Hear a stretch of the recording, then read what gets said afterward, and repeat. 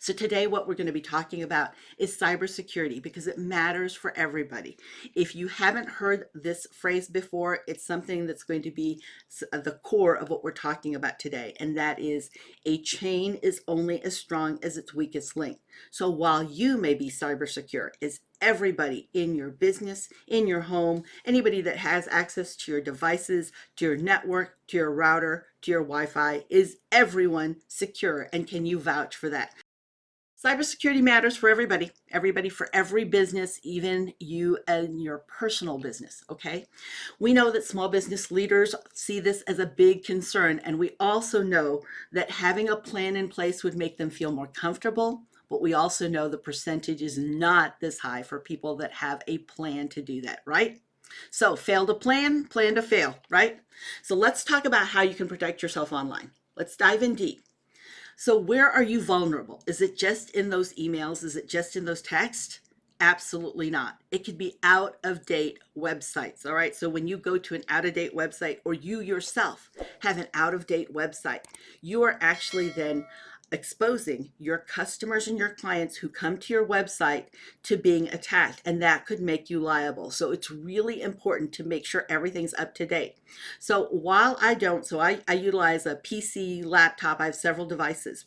And while I don't use Microsoft Edge, in fact, I'm the person when I get a new laptop or computer, I immediately remove it. So yes, I'm a PC user, not a Mac person. But I go ahead and take off. I go get Google Chrome, I get Brave, I get Mozilla Firefox, I get the ones that I like, and then I remove Microsoft Edge. But I can't completely remove it, can I? Because it's a Microsoft Windows device. So what happens is every now and again, I'll get a pop-up saying that it needs to be updated. I could choose to just ignore that. But I also know that if I ignore that, then some nefarious, very industrious hacker figured out a way to be able to get into through that actual browser. And just because it's on my device, it may make me open and vulnerable to an attack. So I want to take care of things that are out of date. So not just out of date websites, but software or technical vulnerabilities. We also need to protect our passwords and identity. And this is important, everyone. You want to make it difficult to guess. This is very important. So I was working with a financial institution. This is a financial institution in charge of our monies, okay? Two separate ones. The first one, just so that you know, shared information with me because I'm marketing, that was their entire list of customers, bank clients, entire list. So not only did I have everybody's name, I had their children, I had their workplace, their work history, their phones, the mobile phones, their children's account information, not the account number, but account information, their address, and their salary. I had all of that, which I didn't need as a marketing person. I actually had to go back to that bank, and they were not just a local institution, a full-fledged bank, and say, I should not have this information. None of this should be available to me. Was working with another financial institution, more regional, but not a small region. Texas is not a small region, which is where I hail from.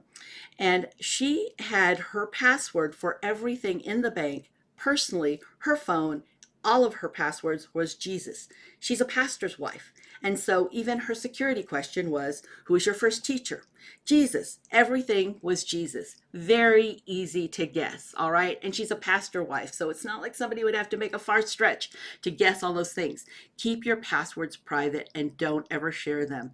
I cannot emphasize this enough and even more strongly. And the reason being is because I see too many people share passwords. They share it with me often when I'm on stage or in front of a camera like this because they think, oh, she's with Google, she can tell me this. I have access to none of that private information.